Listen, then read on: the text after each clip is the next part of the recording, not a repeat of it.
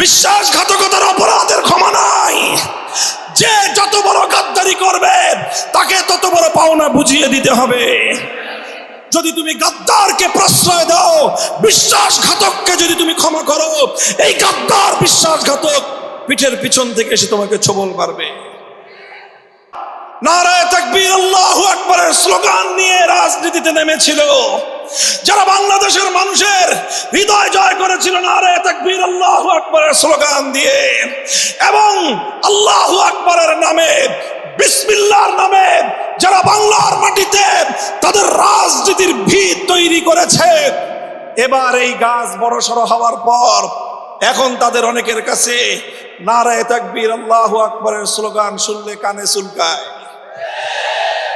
হুঁশিয়ার করে দিয়ে বলতে চাই, খবরদার, খবরদার, আমরা কারো বিপক্ষে অবস্থান নিতে চাই না, কিন্তু মনে রেখো যারা আল্লাহু আকবারের স্লোগানের বিরুদ্ধে অবস্থান নিবে, আমরা শুধু তোমাদের বিপক্ষে অবস্থান নয়, তোমাদের বিপক্ষে যুদ্ধের ময়দানে আমাদেরকে হাজির পাবে।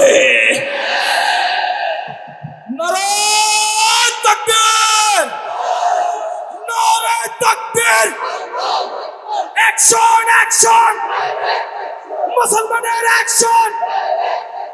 আজকের সম্মেলন সফল হোক, সফল হোক।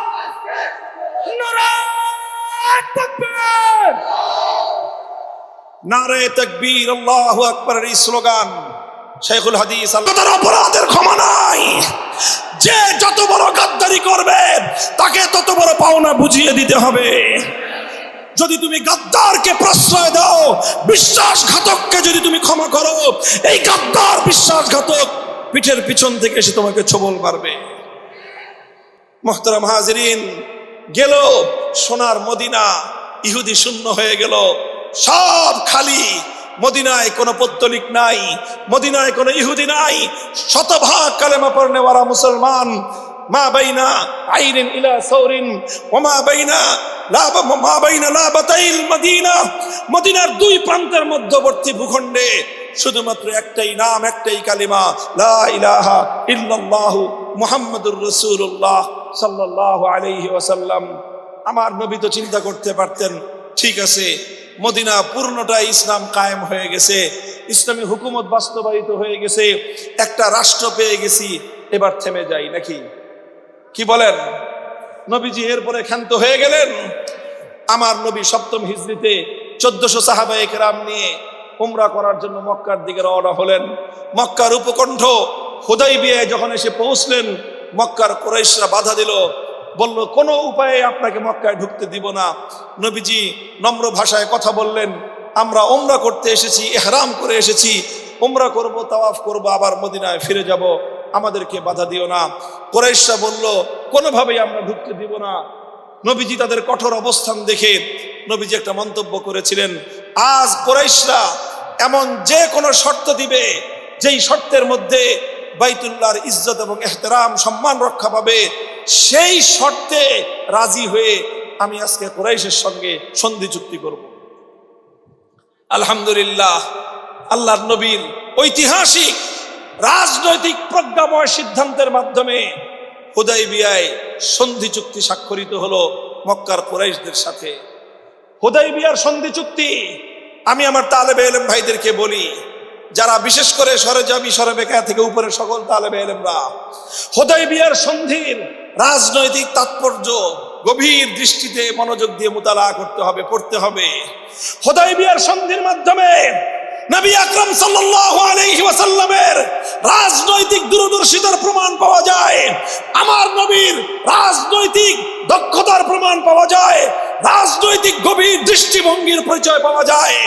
আমার নবীর রাজনৈতিক নেতৃত্বের বিকাশ ঘটেছিল এই হুদাইবিয়ার ঐতিহাসিক সন্ধির মাধ্যমে। রাসূল আকরাম সাল্লাল্লাহু আলাইহি ওয়াসাল্লাম হুদাইবিয়ার এই সন্ধির মাধ্যমে মক্কার কুরাইশদের সঙ্গে কিছুদিনের জন্য শত্রুতাকে একটু ধামাচাপা দিয়ে রাখলেন। সঙ্গে সঙ্গে আরবের বিস্ফোরা হিসেবে খ্যাত খায়বারে ইহুদিদের আড্ডাখানায় হামলা করলেন এবং পুরা আরব ভূমি থেকে ইহুদিদের সর্বশেষ আড্ডাখানা খায়বার থেকে ইহুদিদেরকে উৎখাত করলেন। এবং শুধু মক্কা মদিনা নয়, গোটা আরব ভূমি ইহুদিদের আড্ডাখানা থেকে পবিত্র এবং মুক্ত করলেন। এরপরে রোম এবং পারস্য সম্রাট সহ পৃথিবীর সকল বড় বড় রাজা বাদশাদের দরবারে ইসলামের দাওয়াত পৌঁছে দিলেন। এভাবে হুদায়বিয়ার ঐতিহাসিক সন্ধির মাধ্যমে আল্লাহর নবী অভূতপূর্ব বিজয় অর্জন করলেন। যদিও হুদায়বিয়ার সন্ধির মধ্যে বাহ্যিকভাবে দেখা যাচ্ছিল এখানে মুসলমানরা নত হয়েছে, বাহ্যিকভাবে দেখা যাচ্ছিল মুসলমানদের স্বার্থ রক্ষা হয় নাই, বাহ্যিকভাবে দেখা যাচ্ছিল মুসলমানদের ক্ষতি হয়েছে, মুসলমানরা দিয়েছে বেশি নিয়েছে কম। বাহ্যিকভাবে দেখা যাচ্ছিল সাহাবায়ে কেরাম হুদায়বিয়ার সন্ধি সহজে মেনে নিতে পারেন নাই। ইতিহাস প্রমাণ করে সাহাবায়ে কেরামের আশঙ্কা সঠিক ছিল না, বরং আল্লাহর নবীর সিদ্ধান্তই সঠিক ছিল। এই জন্য হুদায়বিয়ার সন্ধি কার্যকর হওয়ার সঙ্গে সঙ্গেই আল্লাহ পাক কোরআনে কারীমের সূরাতুল ফাতহ নাজিল করলেন। আয়াত নাজিল হলো ইন্না ফাতাহনা লাকা ফাতহাম মুবিনা।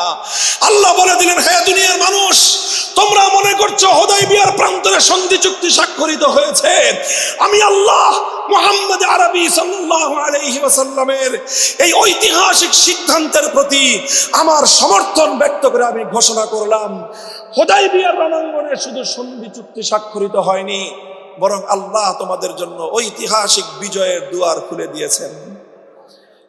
কাজেই হুদায়বিয়ার সন্ধি রাজনৈতিক প্রজ্ঞার সিদ্ধান্ত, হুদায়বিয়ার সন্ধি আমার আল্লাহর নবীর রাজনৈতিক নেতৃত্বের বিকাশ, হুদায়বিয়ার সন্ধির মাধ্যমে আল্লাহর নবী মুহাম্মদুর রাসূলুল্লাহ সাল্লাল্লাহু আলাইহি ওয়াসাল্লামের রাজনৈতিক দূরদর্শিতার পরিচয় পাওয়া যায়। এখান থেকে আমি উলামায়ে কেরামের মজমা একটা কথার দৃষ্টি আকর্ষণ করতে চাই। আলহামদুলিল্লাহ, আমাদের দেওবন্দি উলামায়ে কেরামের সবচেয়ে বড় সৌন্দর্য হলো ইতিদাল পছন্দি। আমরা সব সময় ভারসাম্যপূর্ণ দৃষ্টিভঙ্গিকে পছন্দ করি।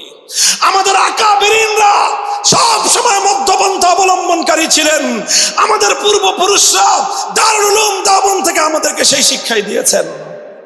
সেই শিক্ষার আলোকে আমি বলতে চাই, আমাদেরকে আল্লাহ পাক আল্লাহ রাসূল সাল্লাল্লাহু আলাইহি ওয়াসাল্লাম উলামায়ে কেরামকে ওয়ারাসাতুল আম্বিয়া বলে ঘোষণা দিয়েছেন। কথা ঠিক? ওয়ারাসাতুল আম্বিয়া মানে কি?